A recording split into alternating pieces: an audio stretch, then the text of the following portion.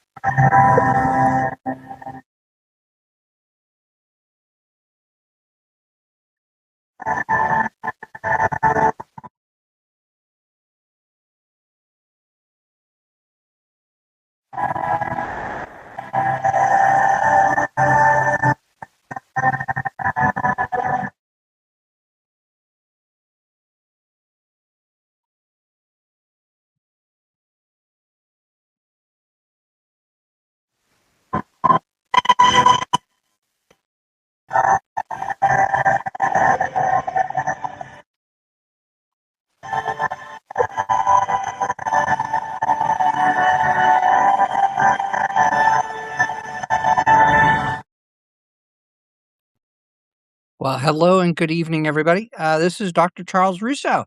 I really want to say thank you for those who are, attending tonight. I think that this is going to be a really great call to action. It's something that I've already been passionate about, and that's of course should be evident through my publications, my books, as well as my Substack writings. So, as we get going, again, this is based on an article that was pre-published for subscribers yesterday, and for those who are not paid subscribers, you will get access to it tomorrow for a limited time of 24 hours. And then it goes back to being locked to my paid subscribers. Um, so, credentialed but uneducated. So, again, welcome. I'm Dr. Charles Russo, and we're going to get started here. What with any kind of podcast webinar, I've got to at least establish my bona fides. That I am an educator, I'm an author, I was an intelligence professional for 35 years. I have worked in higher education as well as I have been, I've worked in the high school education levels, ninth through 12th grade, English literature, research, writing courses, as well as cybersecurity. So I look and I go back to everything that I have learned in my profession about literacy, writing, critical thinking, and it has translated into everything I've done. From yes, being just an instructor, a teacher, but even all the way up to the levels of doctoral research, graduate level research, thesis and dissertation. I've even been I've been an associate dean with a university. So I am a retired U.S. Naval Intelligence Specialist. I am also a retired FBI intelligence analyst. Um, my PhD is in public safety leadership with a concentration in criminal justice. So, again, my focus really has been not only as a profession and a practitioner, but also as an author, critical thinking, analytical integrity. Now, it doesn't have to be analytic integrity focused or geared just towards national security, homeland security. It is anything that we do as scientists, right? When we are conducting some kind of research that is empirical, we have to ensure that it is ethically collected and written, so therefore that it withstands that integrity for us. Even leadership, and with this day and age, the artificial intelligence, large language, machine learning. So we've got a lot to talk about and uncover in just this short amount of time of just less than an hour, but I want to make sure that, I really honor your time. So things are going to go by pretty quick. I want to come out with some really good information based on research. And then we can, of course, the live chat will be open for discussion and questions. And I will, of course, wait until the top of the new hour in order to end the session, as I do want to keep it within that hour. So, without further ado, again, we're talking about credentialed but uneducated. Here we've had schools across the nation have gone back to school. Students K through 12, universities are gearing back up. Some have already started. And then we have others who are beginning to start. And then you also have the institutions who are a continuous run. So they don't necessarily adhere to the traditional collegiate calendar. Um, I really want to have you think about the central thesis is that the United States, and this is focused while I, look at a lot of my colleagues, subscribers are from all over the world. I am focusing specifically on the United States. And the United States has become more efficient at really moving learners through institutions than at demonstrating what those learners can do independently. And that is shocking to me. That is the feeling I get in listening and talking to other colleagues from institutions all over the United States. And so this is a generalization. Now, the disclaimer that I have is I am not here, and I am not talking about any of the universities that I have taught for or currently teaching for. So please do not read into that as the institutions that I currently am at or have been at. It is again my life's work in looking at education, especially being a higher education uh, instructor, professor for the last 15 years, that I have been able to really look at firsthand the lack of critical thinking, the lack of the abilities of our students. And so this doesn't really come as a shock, but it is in this day and age, especially since the large language machine learnings and the generative AI, if you will, coming onto the stage, how do we as educators wrestle with this? Our institutions, how do we wrestle with this?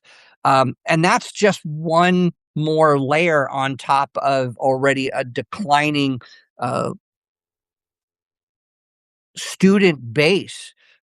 So, we have this moral question that I want to pose to you all. And it's just a moral rhetorical question of, if credentials make a public claim of competence, what evidence must exist beneath it before the claim is honest? I mean, if you really break down that this a credential is a promise. It really tells an employer, a profession, a family, or the public at large that this person, this individual holding that credential, and I'm not, you know, getting it down to just a piece of paper. I'm talking about the credential itself. When we as educators get to say that we're a certified teacher, that's a credential. When we as academics, as scholars, can hold our diploma and say this is the credential, is the master's thesis, the PhD, the doctorate, the terminal degree, not just the paper. But we're making that public claim. That's why there are jokes, aren't there? Of that, well, you call yourself a doctor, they should know everything or they're so smart. Well, we hope that we are, but it doesn't have to be that. We should never have this that we are competent in every single subject all the time. Now, again, mine's public safety leadership with a concentration in criminal justice. My background is both law enforcement as well as national security, homeland security, intelligence. So I look at that as, when I dive into a conversation or invite conversation with other individuals, that I hope they don't have that a feeling going away that, well, he doesn't know anything about his profession, let alone his educational background. That's why I really took to going away from publishing specifically in peer-reviewed journals and really picked up Substack, because I get to write all day long, 7 days a week, read, research, I teach, I learn from my students. So to me, my competence is a moving target, but it's not a foundational, at its foundation anymore. I feel like I can talk, and have conversations that enlighten, that allow individuals to gain knowledge. And that's what we should be shooting for. Um, so when we look at, what evidence has to, be beneath all of that in order for that claim to be honest, is just that, establishing the bona fides. We've had, unfortunately, a professor at um, a large university that was found to have plagiarized much of their background. They weren't able to satisfy the bona fides and came under fire, and was subsequently let go. And then tragically, they took their own life. I don't want to see anybody to do that. And in this day and age, it's easy for what I would say are other individuals, keyboard warriors, to take behind. I'm not defending this individual, but I'm also not going after them either because I don't know the whole story. I can read what is put out there to the public for consumption, but again, everybody has their uh, agendas, their motivations of why they write what they write. So I would never profess to know everything about the case, but it is shocking. But at the same time, it's not shocking to me because I have seen other colleagues come under fire for the backgrounds of their degrees or their bona fides of their backgrounds within their professions. I find it very interesting. Um, so therefore, that's why, when the internet came out, we could establish these things out there. But it's then understanding what's misinformation, what's disinformation, what's propaganda. And you're probably going, why the heck is he going off on this part of the tangent? Well, it's because we have students who lack critical thinking skills, reading, media literacy, digital literacy, um, that they don't have the cognitive skills or cognitive abilities, let alone they get to a point that their metacognition skills and abilities are not improved. Does this go to a lack of reading, studying, or is it a lack of academic rigor? And again, that's the reason I have this call to action that we can do better as a society to ensure that our children, our grandchildren read more. You take an active part in any child's life at the earliest ages possible to get them to be able to know their alphabet, to know colors, to count, to be able to read a book, even if it's a picture book, to identify, to have that literacy, to start that comprehension and make those connections. So as I got off track on that, the public that when I said a credential is a promise. See, when I got my credentials, I promised that I would adhere to constant scholarly research. And I feel that I haven't backed off on that. But again, these credentials, they're going to tell people, whether again it's your employer, a family member, or a colleague, that this person holding that credential can do something that the person could not reliably do before they were awarded that credential. Okay. Because that's the reason that when we get into and out of the into the high school talk, and we'll go over some facts and figures here that really, again, really alarm me, um, in schooling, K through 12, right? That a diploma is not supposed to just certify that they were there, that the persistence, that, you know, seats and chairs, that they did do something. Or when we get into higher level, that payments were made to the university, their financial obligations were made. So therefore, that did they? And we know for higher education on campus grounds, usually it's if you don't show up for 3 classes, you're dropped. There is that academic rigor, and that's part of it. But what about the institutional goodwill? We have to be looking at that it's supposed to certify competence, a certain level, minimum level, has been attained. And this is alarming that you hear, yes, through social media, and I'll take social media accounts for what they are. They're unverified.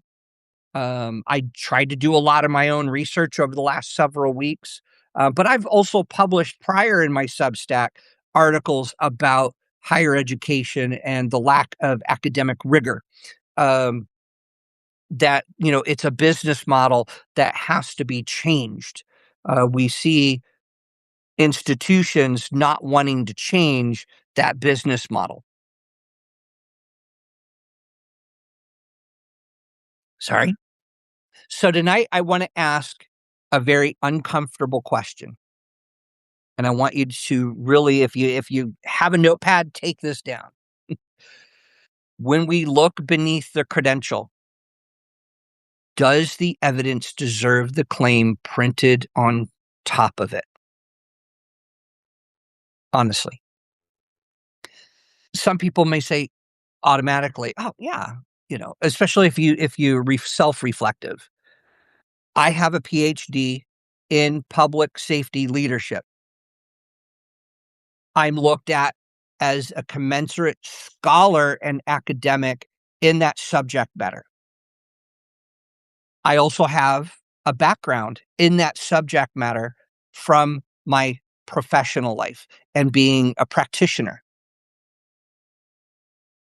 And so having the ability to talk about insights, perspectives, to see where we're lacking, that should be something that is expected from a doctoral level, PhD, doctorate, terminal degree, that you're adding to the literature, whether it is refuting or defending a theoretical framework, or it is providing a new concept or model, identifying a problem and a resolution. Okay. But where are we at with K through 12, right? We see that we have to meet students where they're at, because not every student, we have age differences, the sexes play into environmental impacts, demographics, but then we also have to look at, yes, mental health, substance abuse. So it diminishes or requires, as educators, for us to look at these students and meet them where they're at in order to still get them to a completion of I say mastery, but I mean mastery at that minimum level that I kind of talked about earlier. But let me make three distinctions very clear for tonight. When we talk about completion, completion is an event. Mastery is the demonstration capacity. Okay. Assisted performance is not the same as independent performance. And I'm not doing this video, live Substack, to be performative. It is a call to action. It's of course, I would say it's steeped in my writings as it is. I continually talk about and write about and research and have conversations about critical thinking, the lack of critical thinking. And I don't mean that as a buzzword. Okay. So when we look at the last one is rigor. Rigor is not needless difficulty. A lot of people will try to say that. Well, great buzzword, rigor. What does that really mean? Well, it is a disciplined demand for valid evidence, sound reasoning, and transferable competence. So when you hear me say any of these, here's the definitions that I'm trying to provide for it. That when I say academic rigor, I just don't want to say, well, we throw out great discussion board questions, or we have students read a book and then try to give us the so what for, you know, difficult for, say, Chaucer, right? Canterbury Tales. Uh, Can somebody pick one of the characters and identify and say, "What character is that?" And if you don't understand what I'm saying, then I need you to go read Chaucer's The Canterbury Tales. It is a very difficult read. There are a lot of very difficult novels to read, but anything written to me is worth reading. I'll caveat that with, yes, this day and age, artificial intelligence like ChatGPT, Claude, Copilot, they can write, and they can write very well. They can do a lot of the research. They cannot give the humanistic analysis. While they can give analysis, they can do a lot of they'll go through the path of least resistance. AI does not have the academic rigor. It can only follow a prompt and provide for that prompt. Okay. So it's not a transferable competence. That's the reason that we have this issue with now that AI is being introduced into both secondary or primary education as well as higher education. Um, and I'm all for it. I'm an advocate for the use of AI because to me, I wish I would have had this in my high school, undergrad, graduate, and even my doctoral. I think I would have probably finished a lot quicker. Um, but would I have finished knowing more? I believe for me, yes, I would because I relish every day what it does for me, the simple questions, the challenges I can make it, and have it give to itself, because now it's learning from even myself. So let's talk about the credential competence gap. When we look at the figure of 87%, we say this is 21, 22. Where are we coming out of? We're coming out of COVID-19 lockdowns. Schools are finally starting to get back to session. But what it measured was really just the public high school graduation rates. 87%. Completion rose. Well, why was that? I want you to be thinking about more questions than I would say I have answers. Because doing the research, I can throw out all of these facts and figures, and I've got 5 or 6 slides of a lot of statistics, but it doesn't tell you everything. That's where, yes, within the article, I tried to dive deep for the narrative to explain a lot of this. So the measure does not itself establish mastery. Just because 87% of the individuals in high school graduated doesn't mean they actually mastered. Okay. We've seen reports over the last couple of weeks, especially out of Houston ISD, a teacher, went took to social media and, wept, very distraught. I, again, now I'm hearing from others within the state of Texas and not necessarily colleagues, but others who say that they felt that this was performative, um, because it was only the second or third day of school, and that he should be doing relationship building, and yet to have already gone into, well, I myself, where I teach, it is very difficult to say, well, I'm going to spend the first couple of days trying to build relationship when I still have curriculum and a course plan to adhere to. Maybe this was his way of having, here's 2 paragraphs and what I need, if my memory serves me correct, it was 2 paragraphs, and they needed to provide 1 sentence explaining what it was. And he gave literally pretty much the whole answer with the exception of about 4 words, according to his video for him. But then we have to look at, are the statistics correct in that, grade 12, that 32% are below the national basic competence for reading. I mean, we hear at the end, just before summer, um, Chicago area high schools were reporting that students were not able to left and had their diplomas in hand, yet weren't able to read or write at even a competent level. And these are people that they want to go on to college. They have aspirations to go to college. And then we see through, again, social media on college campuses, college students, freshmen being asked questions of be able to read from a piece of paper, and they're not.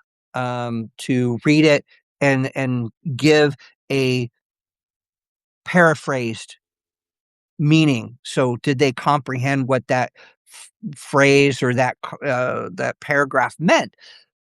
And it's not. That's what the to me is the alarming part. And I want us as educators, as professionals, to say, okay, how can we help? Well, I would say it has to start with us as individuals. Um, again, I really every day read something, even if it's and I stay away from a lot of social media aspects. But that's 45% of the grade 12 in 2024 were below the basics in mathematics. So this really a large share reached the end of K through 12 without really demonstrating the foundational performances of a national education plan. Again, this is just a kind of, just that diploma is an institutional claim. Don't think that this is a individual claim. That's the way I started to kind of look at it, that the more diplomas uh, high schools handed out, it really didn't demonstrate that everyone in that class met a basic competence level, because we're finding out, and again, through colleagues, through people that I communicate with throughout the United States in both primary and higher education, diplomas are being, there's deals being made on how we can get this student to get a diploma and out the door, rather than, you know what, they need to repeat this grade. They need extra help. They need, whether they suffer from some kind of um, issue like learning disability. What, do they have that EIP, IEP, or other kind of educational plan to help them due to, say, anything from anxiety, depression, dyslexia, some learning or behavioral issue. Um, I don't think that we take that into an account and ensure that they get the resources. Now, I know the argument also is that the universities, or sorry, the schools don't have the resources. But this is where I'll digress, is then why is a superintendent making 250, $300,000 a year plus perks like take home car, stipends? To me, if you want to be an administrator, sure, you make 10, 15,000 over somebody else that's maybe a senior teacher. But look at it, the newer teachers. They're making 30, 40, 50,000 depending on the school district that they're at. And is that enough? Um, I don't think that it is. Myself, as higher education, they expect that you're going to have this terminal degree that costs you $100,000, $200,000, and yet you're going to make well beneath 70, right? So you have to look at that, and that is part of my call to action as well. Is we really need to be looking at, while I'm not saying a superintendent doesn't work hard, but at that level, I don't think that a salary that could fund 2 or 3 other teachers is necessary. Um, Even in myself as a dean, I never broke more than $100,000 as an associate dean. And no, neither do I ever think that I should have. And I still taught classes. So when we look at what the national assessment provides us about reading and math, we already kind of went over the 32% and such. I know that you can read this, but you start to look at overall. Then you have to question, why was the last time a national assessment completed and the next one not due until 2030? Almost 3 decades. Nearly, it says nearly 2 decades. Yeah, nearly 2 decades for writing assessments. Why? Do they expect something? I mean, this is something that if we're doing testing, why are the testings not being done already each year and being fed? I mean, we're already doing things, right? Like star testing and such. But I think that we as a society look at the turmoil, the decisiveness of our governments, our global society. When we look at this issue, it's not it's systemic. To me, it is. It's systemic. And the hardest evidence really appears when students have to explain what they're learning or what they learned. We don't measure things enough. While there's great statistics that I've been able to find, this is the graduating class of 2025, and it looked at ACT tested graduates. Those numbers aren't great when it looks at it. These are the ones wanting to go into college. And yet we still have an issue. Literacy at 28%. Adaptive problem solving. I mean, this is part of critical thinking, is at 32%. Why? We have to ask ourselves, are we part of the problem? And I would say yes, but also the institutions. I was listening to Baylor University's president on a podcast, and the question was asked about what is it that we're failing students? And she talked around the problem, which I was like, spoken like a true politician.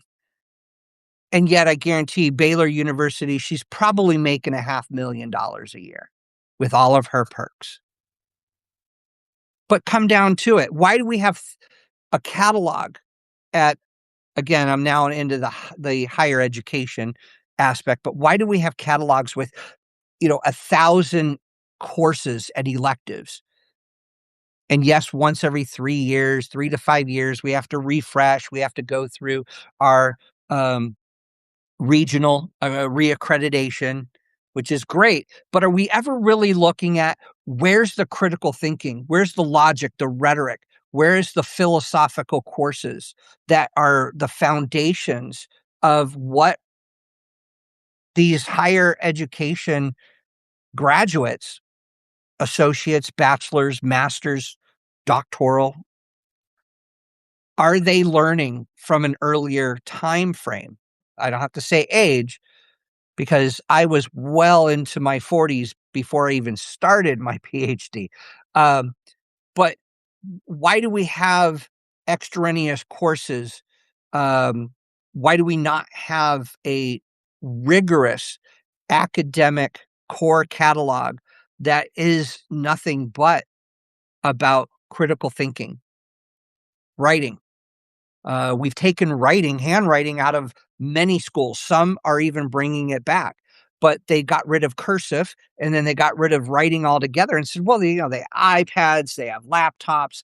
These are all things that we could, are going to propel them to learn, but it hasn't. We've only seen it on the decline. Whose fault is that? I can't say it's always the educators. That's also the parents. In talking with other teachers that are K through 12, that we find that there is the commonality in discussions is there is a significant lack of parental centric work with their student. That when the student goes home, they're either on video games or they're left to their own devices. Parents aren't ensuring that they're reading, even reading 15 minutes a day. I tell this to my graduate and my doctoral students as well as my high school students. You should be reading. And I don't want to see you reading on a phone. Kindle on a phone is not, you're not going to have that. I would say go back to the hard paper, right? Go back to that. Um, so when we say, well, does having more study time, is that going to increase? Eh, Historical evidence, not the current consensus. It really doesn't. We've seen the decline, especially since, in the last 60 some odd years, we've seen that it went from 24 hours weekly study time down to 14 hours. And where have we gotten? I have a lot of students at my undergrad, graduate, doctoral level who will email me, and I have an open door policy. Email me. I'm going to help you. But one of the first things is, if it's a question based off of the directions, or you are truly just kind of throwing it out there to see what sticks, the expectation is, what research did you do? Especially this day and age, you can actually ask your AI for assistance and clarification, understanding. I'm not saying get me out of the mix, the cycle. Believe me, I definitely am not saying that. I want individuals to read more, study longer. Doing my doctoral thesis, just my thesis. So this is after my core classes. This is after my, or before my, after my comprehensive exams, which actually had a lot to do with my dissertation topic. What I found was that I read well over 3,300 research articles, not just their abstracts. I had whole Excel spreadsheets that the hours upon hours I read these journal articles, these published scholarly works. That's not including the books. I could see where, then why are we looking at, we've cut it down in half by 2003.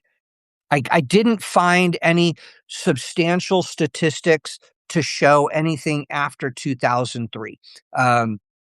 So unfortunately, that's why I kind of left it at that. But then you look at the letter grades, 43% of the letter grades in higher education were A's between 1940 and 2009. And I do have all of this is in the paper that I published as well. So this way you have it. So we know that college itself, going to college, getting into courses, does improve critical thinking. But to me, where I say average gains are real, yes. They still can't certify every graduate, yes. But it's also to the professors. I think that it's a combination of the university itself or the institution and their expectations of both the student and the professor. I remember going to college in 1988, 1989. I quit because my professors, and I do remember two of them, one of them was reading, was a literacy class. And I felt that professor, that instructor was so harsh. But now I look back and go, and my gosh, I wish I would have stuck with it. Um, because then in talking to other colleagues, I'm, well, I really like my subject matter and I'm really smart on this subject. And that's what I teach. I teach to that. I'm like, but you're not teaching the critical thought. We don't teach it even in the service academies, meaning like the FBI Academy and CIA University and NSA's University, that they have classes. They'll hand you books on structured analytical techniques and how to be psychology of intelligence analysis, sense making by Dr. David Moore, who was a Joint and Military Intelligence College professor, a graduate and a professor, who wrote about critical thinking, not only in the profession of intelligence, but critical thinking in the fact of being able to do it on a daily basis. How many, and I ask this of my students, I ask this of colleagues, how many of you teach, even in this day of an age of AI, we're so worried about students cutting and pasting directions for an assignment and saying, here you go, ChatGPT, bang me out my paper. Well, we don't. So do we flip the script?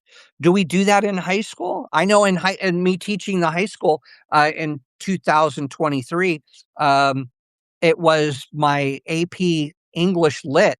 See, now I had heard of Open AI, but I never really dove into it. And it wasn't until about the second or third paper that I had my high school students write that all of a sudden I was like, holy cow, these kids can write. Now, wonder they're in an advanced placement and getting dual credit for their undergrad towards their undergraduate degree. And it wasn't until one student let it be known that, oh, they use this thing called ChatGPT. I was like, what's that? Like, I literally, already having been teaching at the undergrad and graduate doctoral level, nobody had ever brought that up. And it was like a light bulb went on. I went home and I even wrote my lead faculty at a university. It was like, oh my gosh, have you heard about this? And they're like, oh, kind of, but tell me more. And I'm like, oh my gosh, I'm doing more research on this. This is a game changer for education. We can do more. We can expect more from our students. And that's what I do. I expect more. I use AI going through papers. I'm able to dictate to it. I have my multiple screens, so I have their paper up and I have my little pet, and I'm dictating to it as I go through their paper, and I have a template. And once I dictate all the issues, the strengths, the weaknesses, where they could do things, rephrasing stuff, and to be able to think about their problem sets better, I then tell it, now put this into a cohesive manner within my own template. So the uniformity is there. So I'm not missing anything as well. But are we doing this? And then employers nowadays, they're really looking for that. Yes, can you think? Complex problem solving. AI is not to that point. Now, AI, according to Sam Altman, has reached singularity, meaning that it's starting now. It's gone past a PhD level education. It now is being able to find problem and solve said problem. That's a game changer. Wait until quantum computing comes into play. So I want to make sure that, we don't overclaim what we have as far as for critical thinking skills. So let me ask you this. Would you rather hire the candidate with the credential or the candidate who can explain the problem, identify uncertainty, defend a method, revise after criticism that they receive, and then transfer the reasoning to a new case? See, shouldn't we be thinking about that for even our high schoolers? At a simpler level, now employers are relooking at that, well, they could have AI do a lot more so they don't have to have the individuals there. But now the individuals they're looking for are these candidates who can explain the problem and look at identifying uncertainty in issues, so on and so forth. See, when I looked at the meta analysis that I had done, I concluded that, well, the data concluded critical thinking skills and then the dispositions improved substantially over a typical college experience. Do you not feel smarter from the day that you started your master's than the day that you finished your master's? I know that the biggest jump now was not from my undergrad, was not from my graduate degree. It literally was my PhD. I felt that difference in my frame of mind, my problem solving.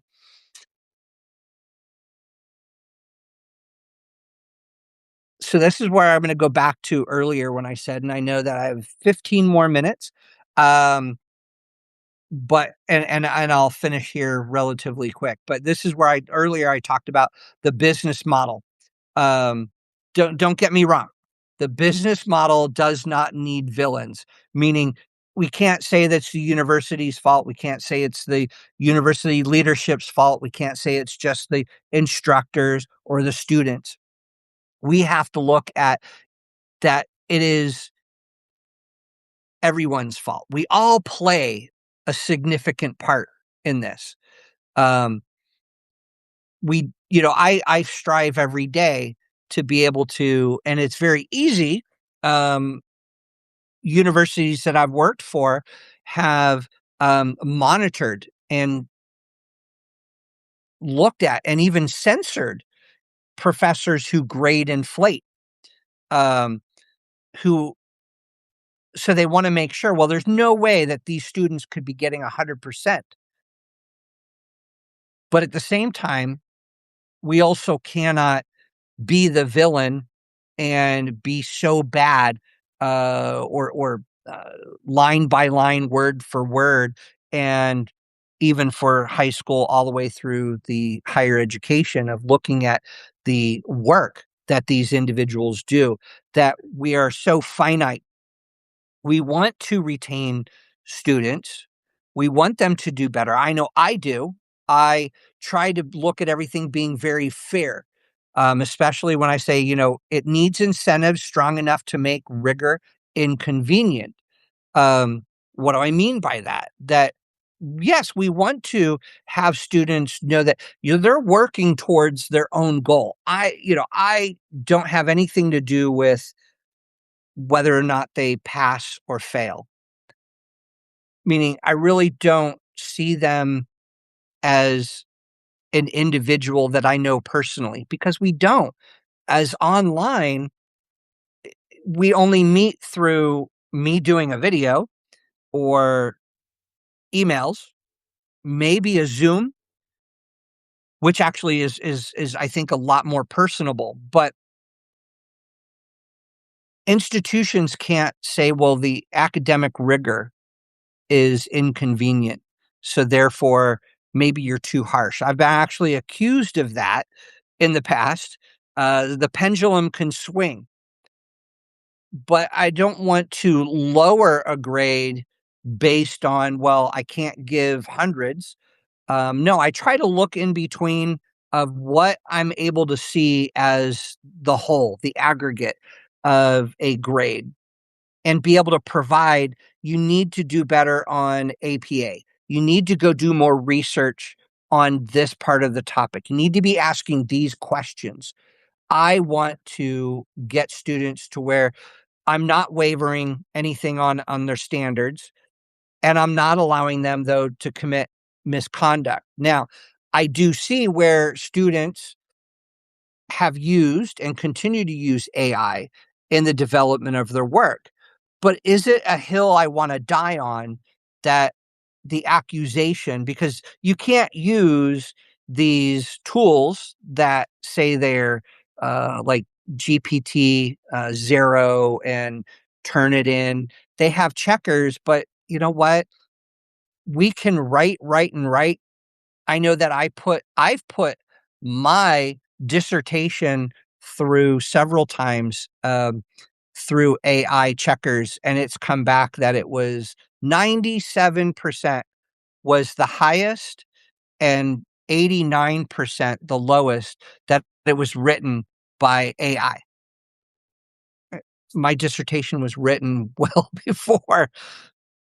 before AI, even before Grammarly. Grammarly wasn't still even really around, um, and didn't do a lot. So, when we look at grade inflations, of course, K through 12, we have to stick to that mastery. Can we push those students? Um, do we talk to, or do we have the leadership that's going to support the teachers on, hey, my students need more, my students parents need more, to do more, to step up more. When we look at undergrad, of course we're saying that's the remediation of, if it's what they didn't learn in high school, they can now learn here. So, when we say read and write, well, they're going to be reading and writing a lot more in their undergrad.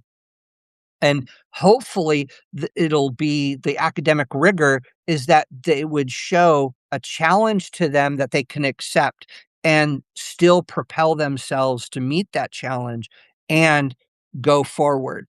I kind of left out uh, the undergrad. I meant to say undergrad and graduate, but then we get into the doctoral. What happens is we end up with that weak research alignment. All the time, I'm telling my students that you're, even, ones that are beginning their doctoral journey, their dissertation journeys, that their research method, design, questions are not aligned. They're completely out of alignment, and therefore you have, and what you've written, and even if you've had help with AI, it's unfortunate that now you're having these issues, because, well, you're behind the 8 ball on that. Um, so then once we get out into the world, it used to be that, we held in high esteem anybody that had a doctorate, a PhD. Unfortunately, I have seen in the general public, people are not wowed by the doctor. Um, and I think a lot of that is because of where we're at as a society, that the systemic issues, lack of learning, the blame always gets put on the teachers. But I think that, and I think it is Houston ISD had 400 teachers leave. Um, a lot of them seasoned teachers, because of the lack of parent involvement, the attitudes of the student body, the attitudes of the leadership, school leadership. We're not all in alignment. Somehow we've gotten rid of that. The issues of, yes, indoctrination, or the seemingly what looks like it. Um, but when you cram a lot of these students, and then you have one teacher, you have no assistants, and um, you know, again, you can't do individual learning. It is also very difficult at the higher education level. But now we have to look at, yeah, where are where are we at when it comes to doctoral work? We have to look at it from the fundamentals.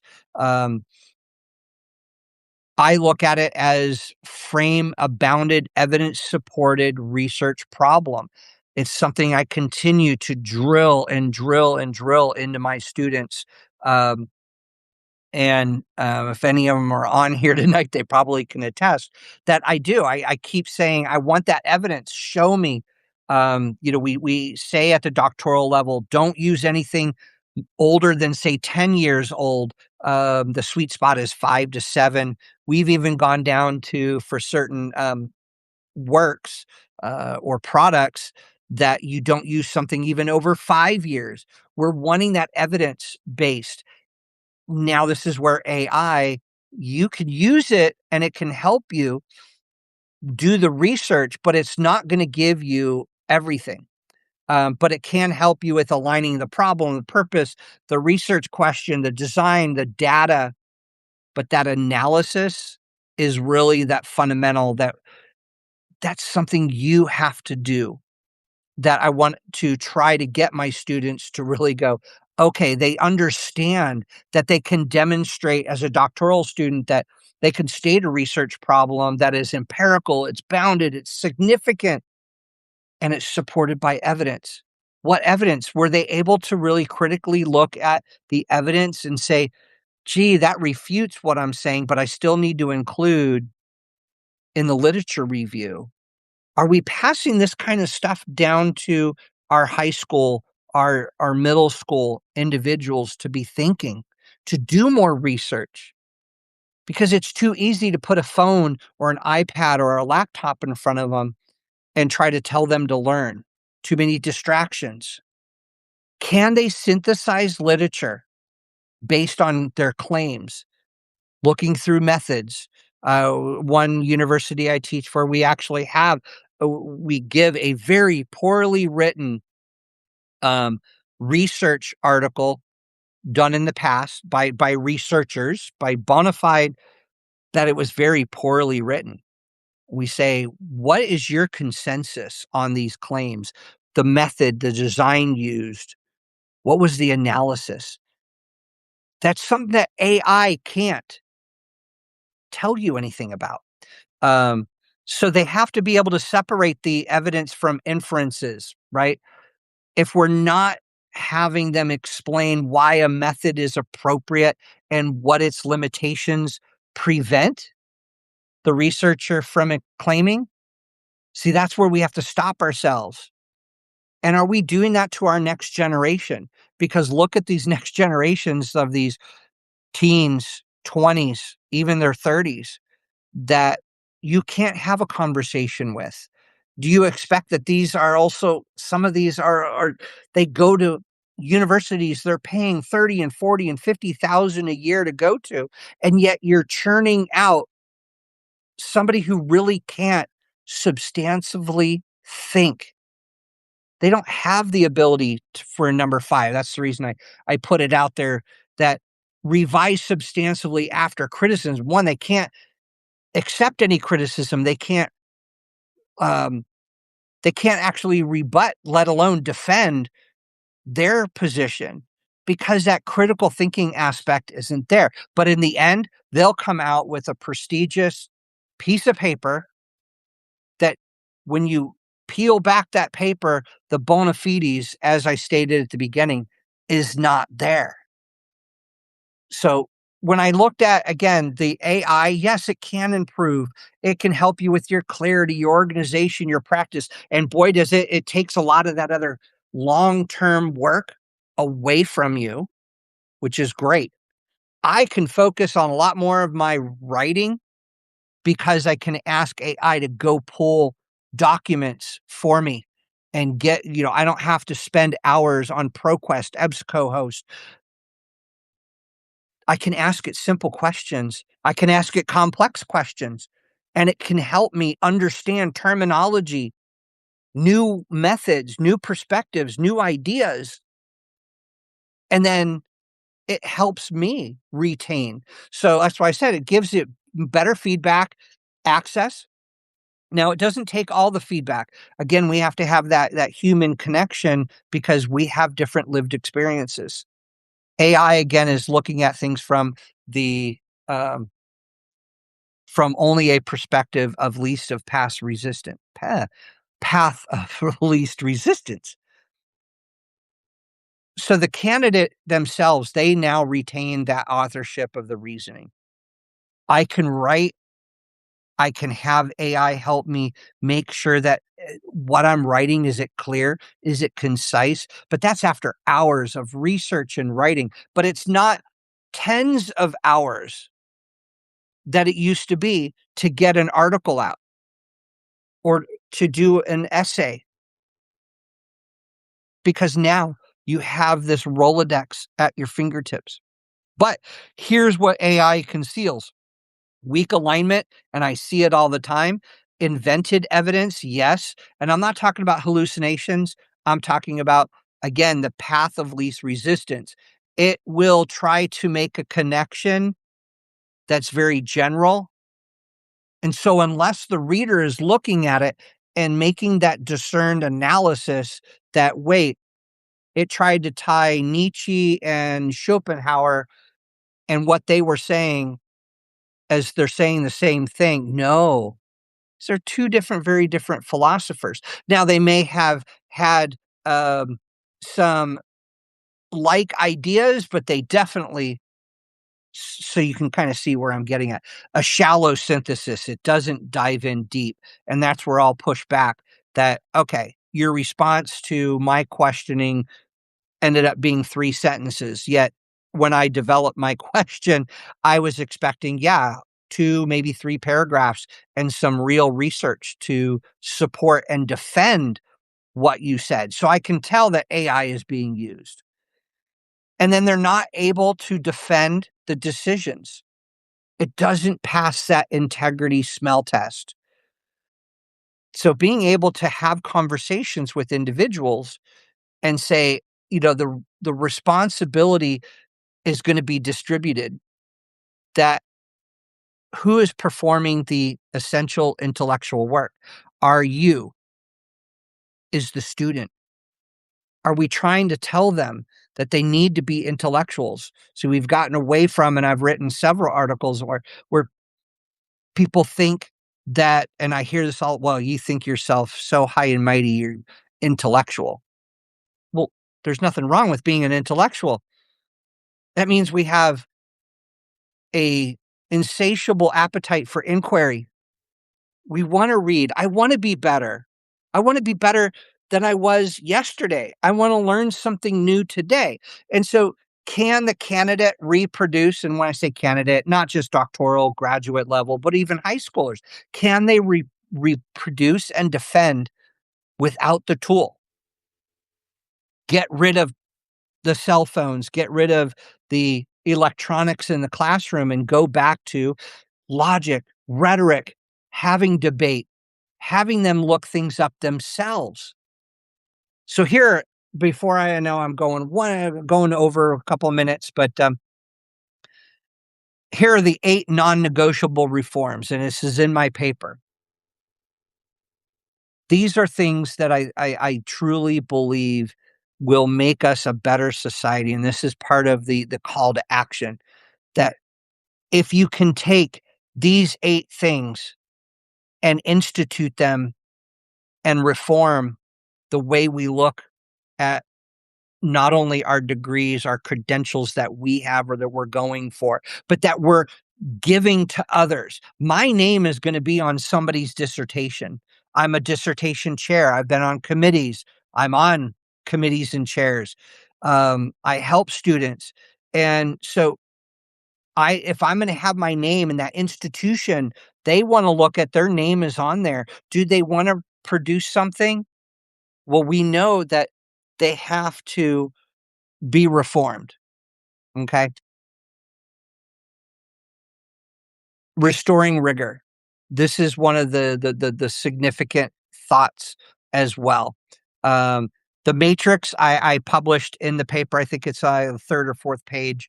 And while these are easy to look at, I do go into detail within the article as well. And then that rapid integrity test, that smell test for any credential.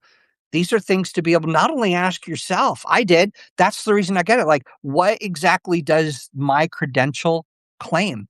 I actually had to look it up. I wanted to look up, what does Capella University and its PhD in public safety leadership with a concentration in criminal justice, what does it claim that I should be able to do at the end of that degree? It's not assuming that I already have a background. It's saying if I start to finish, that's the same thing we should be asking our students at any grade level. That what direct evidence supports the claim?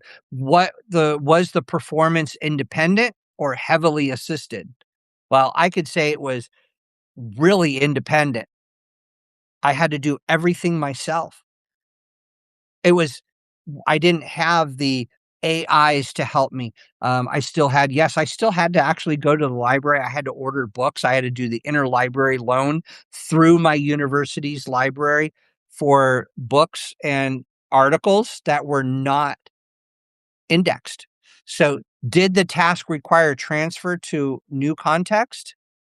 Yes, I would say I was able to actually put it into motion.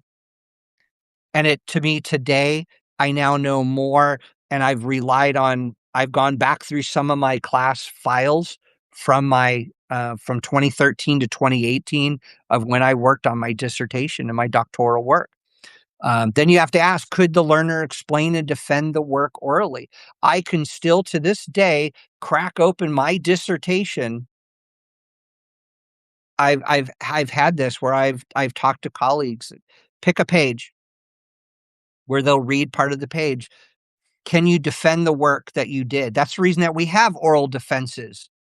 That's the reason that we have students do projects like video recording of a PowerPoint presentation, because it gets them used to, because maybe they haven't been introduced that before, introduced to talking, even if it's to a screen. We're standard stable across the instructors, the students, the delivery formats. That's the reason that we ask for student feedback. That's the reason that we mix things up at universities. I learned this a lot during my time as a dean, that we looked at curriculum, we looked at student feedback, instructor feedback, courses that seem to be disjointed, whole programs that seem to be disjointed. Um, and really be able to tighten those up, because then we saw that the standards, that academic rigor, changed significantly. Then what would an external evaluator agree to the evidence? That's the reason that you want to invite outside evaluators. That's the reason that you should have no problem having everything ready for your regional accreditations. So if an institution cannot answer these, the public cannot verify that promise. And that's we have to look at that, and we have to question these individuals. So, again, does the evidence beneath the credential deserve the claim printed on top of it that you have, like Dr. Charles Russo, does he have a PhD in public safety leadership with a concentration in criminal justice? And, that question is not whether the learner finished the check in the box. At the graduate and the doctoral level, no one really cares about your GPA. I keep trying to tell students that over the last decade. No one really cares. I get it if you're trying to go for, you know, um, I think on mine I finished high, but I wasn't valedictorian. I wasn't a summa cum laude. So, but why is that focused? Shouldn't the focus be on doing what they can to learn more and more each day to get past? So a dissertation is not a document production exercise. I want students to remember that. Neither is going for a diploma. It's not, here's the one product, a master's thesis or a doctoral dissertation. It is evidence that a scholar can now create, justify, and defend the knowledge. And that's what I try to do every single day as I write. So I want you I want to always continue the conversations. I hope at least I've been able to have this call to action to better questioning of our institutions, of ourselves, of our students, of our parents, everybody in between. I want this conversation to continue. Read, question, think, defend. Follow me on LinkedIn, follow me on Substack. I have the article, like I said, for paid subscribers is already there.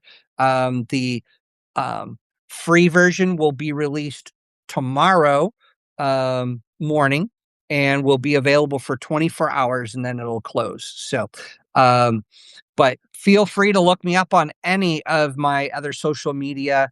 Follow me. And again, let's look at continuing the conversation. We can only learn from one another. I am not the end all be all. I have the intellectual humility to know that. But I will defend myself as well of what knowledge I have and what knowledge I've gained. And Again, thank you very much. Have a great rest of your evening. Anybody have any thoughts, concerns, questions that are in the gallery?